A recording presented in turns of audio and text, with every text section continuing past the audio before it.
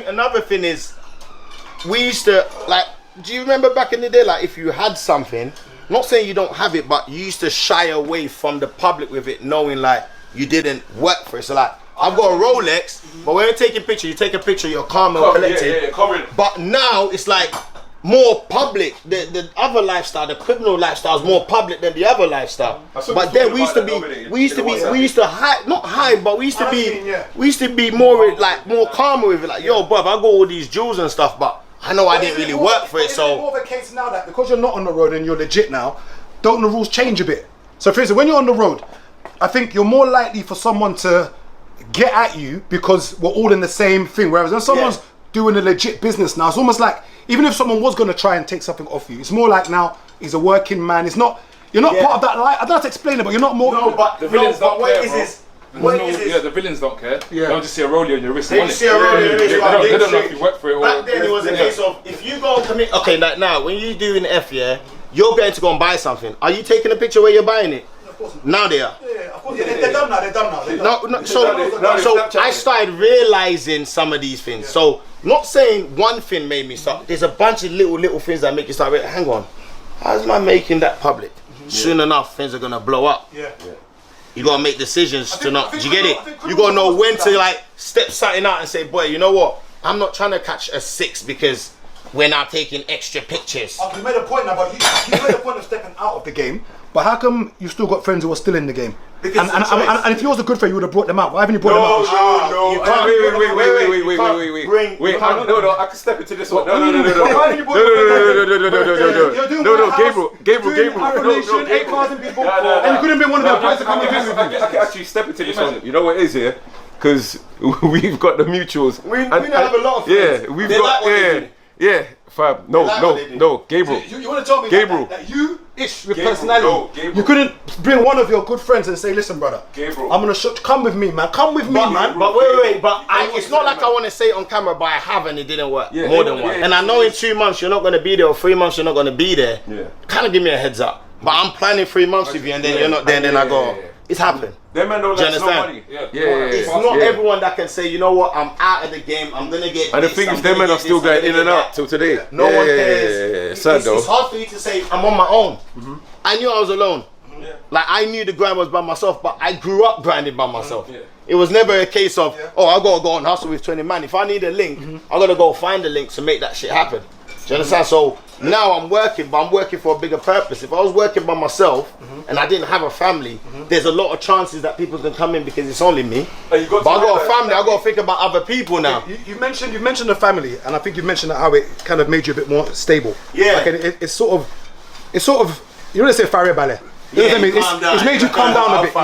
It's made you calm down a bit. Now, would you say now? Often people talk about when a woman gets with a guy and she gets married and the guy has a lot of money and then leaves. Would you say that there's a lot of work that your wife has done that you can't even put a value to? Yeah, man. Because sometimes you look at these things when like someone divorces and we're like, oh, she's gone away with 1M, she's gone away with this and that. And people sometimes say that, right, she didn't do anything. She wasn't, you weren't shooting with me in the gym.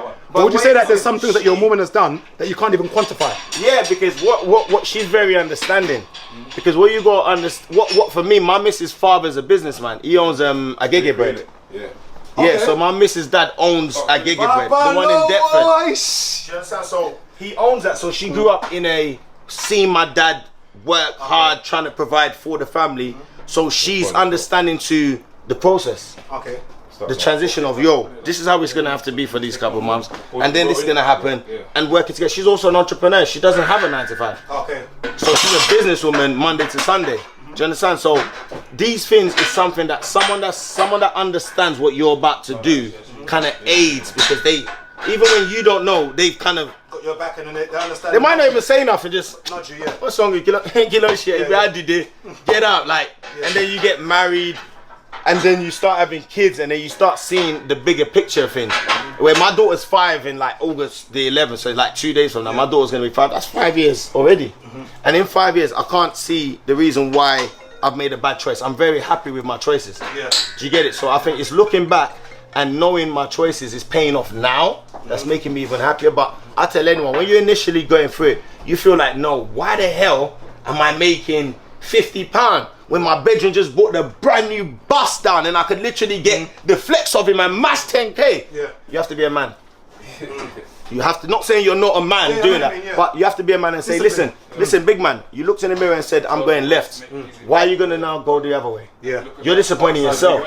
And then you start realizing that 50 turns to 51 and 52 and 57. You get knocked back to 52 again, goes to 59. You got to understand the whole process because it is a process. It takes a long time for anything. All these brands you're wearing, it's not been 10 years, it's not been 20 years, it's not been 30 years. So if you want to be a brand, you gotta work like the other brands. Everyone's book has got madness in it. Some people, successful people, they lost their whole family. And then they carried on. So you lost money, but you still got your family. You lost this, you still got that. So you gotta look at whatever you're going through, look at someone else that's been through worse and use it to balance yourself back.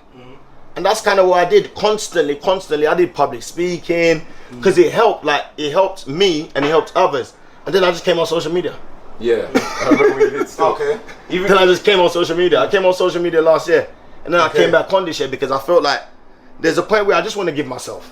I don't want to give no one else. I want to give here, and then when I get home, give there, and then go and give here and give there. And you find out that everyone still gets all right because you're filling up yourself even more. Yeah. Do you understand? You're not being... What year did you move here? Around the same time as me, innit? The country? Yeah. 95. Yeah, year before. 95. I went Michael Ramsey. Yeah. I got kicked out of Michael Ramsey. That's how I knew that I was already a troublemaker. I came to the country, I got kicked out of my first school. Yeah, then my mom said, we're moving to East London because you're speaking Jamu. You know them times it was yardies, innit? You weren't allowed to be like, like Afrobeat came about in like 07, 08. Yeah. So everyone in 99, 2000, you're Wagwan, and they can tell. And them times they used to say African boo. Me, I don't know the meaning of African boo now. So if you say African boo, and your mum means you're gonna fight. So I'm fighting for your mum, but I don't understand why I'm fighting, but I'm fighting. Me and you fight now. The next day we're best friends. Cool. Yeah. Better than English. Like Barry and David have a little scrap. He bust me, it's alright. Most of your closest friends in Nigeria, you met from fighting them. Yeah. Because it's that mutual respect. But here, you become enemies. It's different, man. You become enemies, and then the person it carries on for life. Hates you. Yeah. But like you get situations where, I remember last time I went to a concert. But I'm talking about, I can't even remember. But you know when you can't honestly remember someone? I came to a concert in like Brixton or something, and I've come outside and someone goes, "Oh, can I speak to you around the corner?" But I'm with my bedroom. I'm thinking, you know when you're looking at someone, I'm thinking, do I know you? And then in my head I clocked. I was like, brother, allow it, man. Yeah, it's too long now. 5 years ago, you wouldn't even have gone around the corner. You'd have tried to fight and all that. But at this age, it's too long. I'm not thinking about that guy. I'm thinking about the fact that I've got staff that's gonna phone me. I must pick up my phone. I got kids that expect me. So you gotta find things that substitute the way you feel. Being a man, that discipline to be able to just say, you know what, it's not worth it. Yeah, but it's not. A lot of people realize that. You know what? I don't need to do this, but sometimes you have to prove a point. Like if someone does that once, but then I go somewhere again and he does that again, we have to address it the second time. Remember what I said last night? But that initial time is, brother, I've told you I ain't got time for this. Then the second time is you're trying to draw attention. It's okay, what is the attention you want? Well, we don't need to get to that. I'll give you an example. Yeah. Remember last night what I said? When them youths drove around the corner and so he was in Shoreditch now. Yeah. And the youths bust the corner and he drove slow.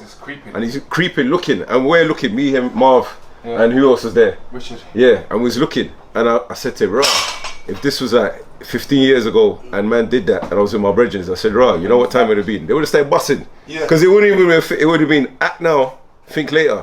And I said, right, that's over nothing. And my man's looking at us and I'm thinking, right, there was no need. And I'm thinking, right, you don't realise, they probably were, like early 30s or late 20s. We're not in your age group. You get me? So I just laughed. I said, right, if it was 10, 15 years ago and I was with other men I roll with, they would just start bussing without even thinking. Some people like trouble, you know. But what you're saying